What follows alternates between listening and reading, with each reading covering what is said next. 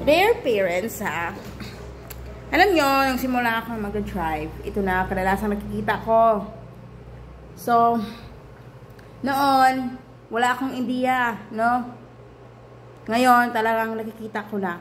Sa mga parents dyan, kung may mga anak kayo, tapos nakatira kayo sa like, roadside, no?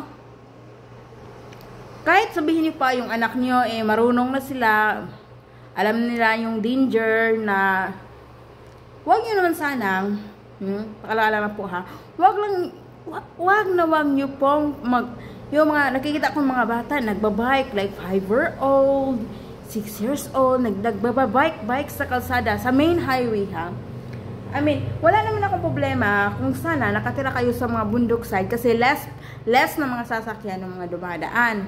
Compare dito sa mga main highway talaga, sobrang mga daming mga sasakyang dumadaan, no? May mga van na sobrang bilis magpapatakbo na hindi walang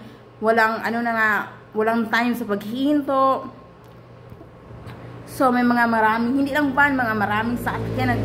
Ayun na nga, palipad-lipad na lang, naging 70 km yung patakbo, naging 80. So wala silang chance mag-brake. So paalala lang po ha, para hindi niyo naman masisi, baka as a parent, alam natin yung security ng anak natin. Kahit sabihin nyo pa, marunong na po yung anak ko, alam niya, huwag nyo sang hayaan na magbike-bike sa kalsada. Diyos ko Lord.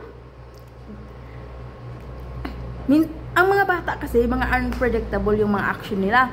Ang mga bata, undecided. Kahit maging 6-year-old pa yan, at ang yung kalsada hindi pang bike-bike, kasi pag mahagip niyang sasakyan na yan, nako, pag mahagip talaga, sinong sisihin nyo?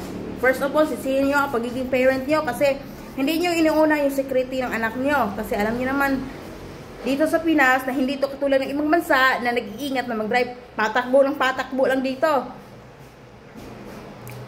So sana, huwag yung hayaan mag-bike-bike sa kalsada, no? Hindi naman ng kalakihan din yung kalsada natin. Wala nga tayong space sa paglalakad kasi sobrang liit lang ng kalsada natin. So, sana, huwag mo pa bike-bikein ha. Kasi, kung yan, biglang tumawid at hindi nakatingin, agoy! Mahagip niyang ng sasakyan. Tapos yung sasakyan ay hindi makapag-brake dahil sa lakas ng takbo. Agoy! Ayun na. Iyak na lang kayo. Ayak na. Nakasarap ng ibang mga magulang, no? Na kahit yung, alam nyo, kahit yung may pamangkin nga ako rito na alam niya yung, natatakot na siya rito, sinabi ko pa rin sa kanya na, hinahawakan ko pa rin, sabi ko, hawak ka sa akin, kasi marami yung sasakyan, baka bigla-biglang tatakbo, no? Kasi yung mga bata, hindi yung talaga, very undecided yon. Nagkaroon, siguro nyo, no? Bakit ba parang kayo, makagalaw kayo ng, hindi na babalaka or hindi na liko. Ito namang isa din.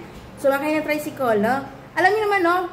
May nakikita tayong ng last post sa FB na nahulog yung bata sa tricycle. Kasi nga, yung mother, enjoy naman siya.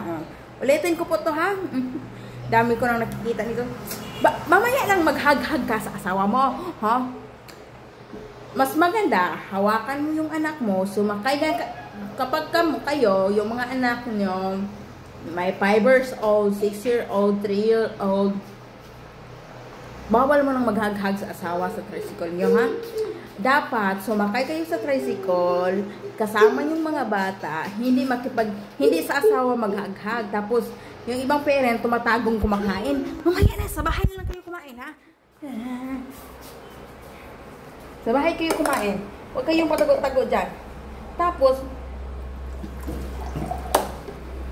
paano kung mahulog na yung bata na yan? Kasi ikaw, hindi mo hinawakan kasi asawa mo ang hinahawakan mo.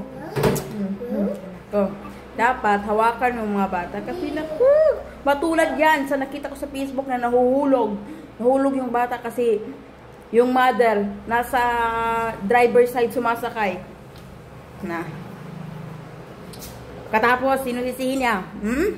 Sarap-sarap ng ibang mga magulang eh. Magpakasarap. May oras naman kayo sa paghaghag sa bahay, no? Unahin na to yung mga bata kasi kung mahulog, hindi pa naman niya hinahawakan. Kahit damit lang hawakan. Hindi niyo talaga. So, ako minsan, itong anak ko, alam niyo naman itong anak ko na, sus, pati sa paglalakad sa kalsada, hinahawakan ko talaga to. Hindi lang hinahawakan, kinakarga. Sabi ng iba, palakarin mo na yung anak mo, Jisa, kasi malaki na yan. Ay, kahit matanda pa to, kahit malaki na to, tapos itong kalsada natin, maraming mga sasakyan nagpatakbo-takbo ng wala nang espasyo sa paglalakad. So, kahit para lang sa security, so kinakarga ko na yung anak ko, kinakarga ko. Kahit sabihin nyo sa akin na matanda na yung anak ko, no?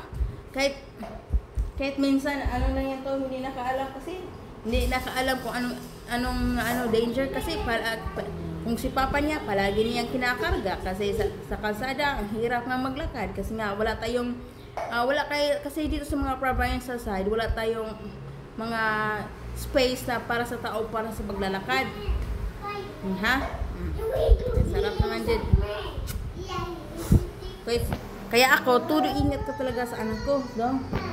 So, kahit wala akong todo bantay ako sa anak ko nito Ang sarap nga pong anuin.